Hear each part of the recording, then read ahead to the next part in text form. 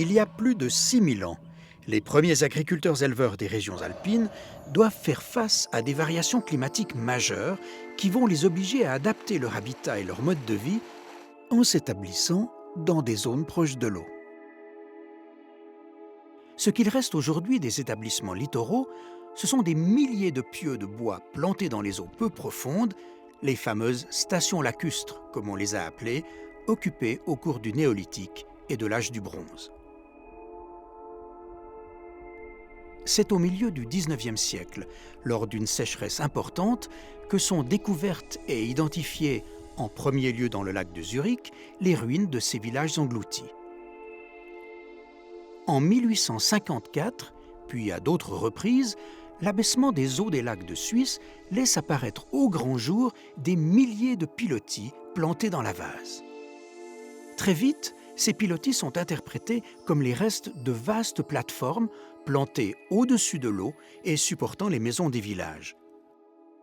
Le mythe des cités lacustres est né, rendu bientôt populaire par des peintures, des maquettes et des cortèges historiques. Aujourd'hui, l'image romantique des cités lacustres est complètement abandonnée. Les pilotis dépassant du fond du lac ou préservés dans les marais sont en fait les fondations de maisons construites sur le sol et donc non pas au-dessus de l'eau, mais à proximité.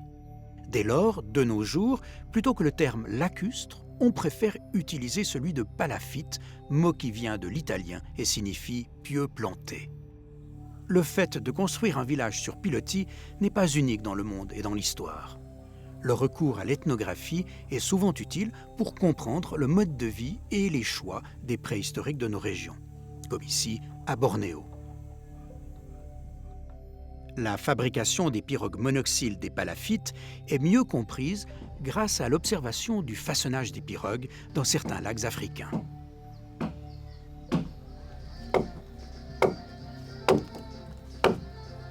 Mais pour autant, la comparaison entre les cultures actuelles et celles de la préhistoire doit être abordée avec la plus grande prudence. Le temps d'occupation d'un village, de sa construction à son abandon, peut varier d'une vingtaine d'années à 2 siècles, parfois au cours de plusieurs réoccupations successives. Après son abandon, l'inondation de l'ancien village favorise la conservation des vestiges organiques et c'est là un atout exceptionnel pour l'archéologue. Car l'eau, les limons et le sable peuvent protéger ces ruines pendant des milliers d'années.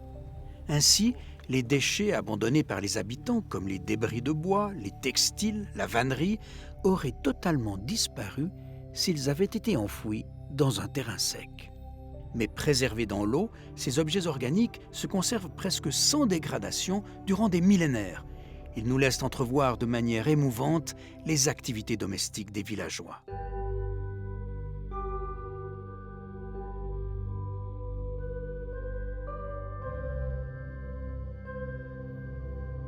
L'apparition du bronze constitue une révolution technologique essentielle qui exige des artisans spécialisés. L'usage des outils tels que haches, couteaux, faucilles et autres objets fonctionnels facilite l'agriculture et l'artisanat. Les objets de parure demandent parfois une habileté et un temps de travail considérable. La finesse des décors des épingles fait écho à la rareté du métal. Certains objets de prestige étaient probablement destinés à une élite dans une société assurément inégalitaire. Aujourd'hui, les villages palafitiques représentent des archives archéologiques exceptionnelles, inscrites en 2011 au patrimoine mondial de l'UNESCO. Les chercheurs des pays autour de l'arc alpin en retirent des informations essentielles sur la vie et les cultures des paysans du néolithique et de l'âge du bronze. Parmi les 111 sites inscrits à l'UNESCO, en France, Allemagne, Autriche, Italie, Slovénie et en Suisse, la moitié d'entre eux sont situés en Suisse, berceau de leur découverte et pionnière dans leur étude.